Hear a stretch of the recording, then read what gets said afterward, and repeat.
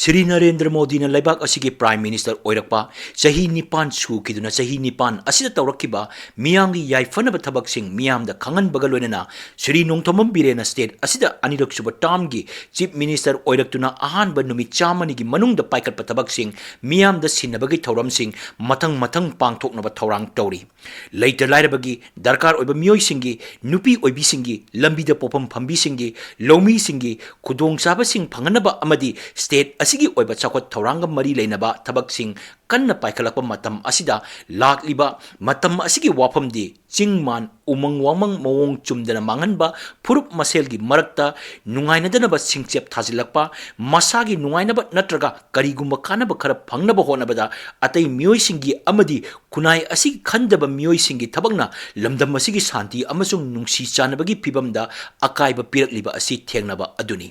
Manipur kopa geopolitical entity asi matam amada yamna pak chauram basu yai adubu haujik miyamna khangnariba yanaribadi square kilometer lising kunmathoi khara henba asini lamdam masida khundariba phurup sing kanana kadaidagi lai amadi kanana karamba matamda lai haibasi ikangda khangnaraba wafamni ngaihaktangi matam masida madu pokhalapagi tanja su leite Miyoibagi minungsi yengnaduna amadi panglaida laiminaba haiba wafamda karisu thoidokpa hainadana nungsi chanana laiminarakpada kanagumba kharana masagi oibasu yararoidaba lamsing makoigini haine hekta haijilakpana ningsingba thoktraba matamdagi laiminaraklaba purupsinggi marakta hainingai leitena nungaitaba phibam tholli Kobrusing oigera thangjingjing oigera singsing asi purup amakhaktagi lam natte Manipur miyamgini adubu miyoi kharana mapu sanaba honabadi chumde Tongan ba purup singna makhoi masagi leifam semgatnaba honabaga loinana makhoigi saktam sagatnaba honabada Manipurgi reserve oigera oiroda umangi lamsing asum tumsillakle chumi missing haibasi hana leikiba chang aduda lendna leyu haiba yaba natte lepa leitana hengalakani Hengalakpana maram oiduna yung kai sanaba lamsing tirakpa tai maduda umang wamang amadi low unaba lam khardi adumak sokpa tabani adubu Manipurda khundariba purupsinggi marakta ngasidagi sahi taragi mamangda mi yangkai leirambaduna ngasi mi lising tara suramba tarabadi madu kadaidano ahoba ama leire haibasi khangba tabani kadomdagino lisilakpa amadi yaure Adugumba lisilakpasing aduna mina khanadaba chinung manungda umang makai kokthoklaga khunda silakli hana laiba khunsingdagi anoba khunsing chongthorai natraga hana laiba khunsingda naisillaga leiraba matungda kona chongthorai mi leirabanina migi leifam semba low sungi thabak paikhalakpaga loinana athingba leirabasu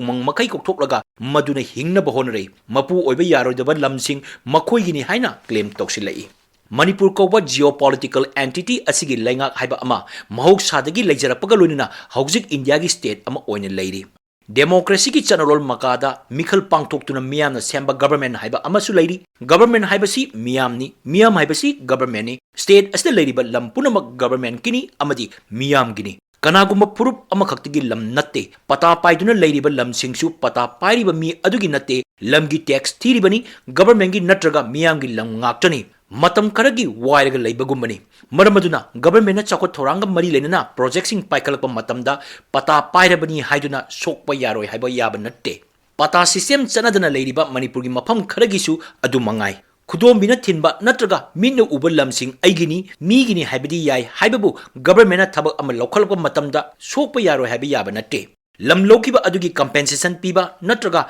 lowba natraga lowdaba haibana tonganba wafam amani asiguma pibam asi khangna natraga khangsinadana kanagumana masagi saktam saganaba honabada purupsingi marakta singsep thari singsep thanaba machak sagatpada miyamgi lam masagi hairakpa asidi chumde singsep satokpa tai Singchep thanaba honabada singdasu tamdasu singman tengkhaiduna umang wamang kokthopagi paldi nong hek chubada ising isok thokpa landslide mudslide tholiba amadi nong hek hangbagana ikang thokpagi phibam mayok nariba asini Ising nungsit nongju nungsada aying asagi matangdadi sana leibak Manipurni hairanba adu kanagumba kharagi khudong chaba phangnaba nungainaba honabada haujikti marbhumigi phibamda asum changsilakle masak naiba environmentalist amana hai haujik leiriba phibam asidagi henjin khiba tarabadi chahi khargi matungdadi Manipur thaknaba ising phangdaduna Assamdagi leiraga thakpagi phibam lakkani Yamna samna sana leibak Manipur hainaramba adu Manipur khunda minaragliba amadi nauna khundarakpa kangbu singi ka henba thong singna miyoi bana leiba yadaba mafam haibadu oirakadoribani haina phibamdi asum lusilagli haiduna tumina leithokpasu yaba nate miyamna semkiba laingakna miyangi yenglaga thabak tawba tai miyangi laingakni haibasi miyamda khanganba tai achumba amadi miyangi yaifanaba thabak lawkhalakpa matamda miyoi kharana pangangda ngangbada tadun leiba yaroi achumda yenglaga thabak lawkhatpa tai madusu political will ga loinana iron hand amaga loinana haujikti matam asi pangthaduna leiba yaba matam natre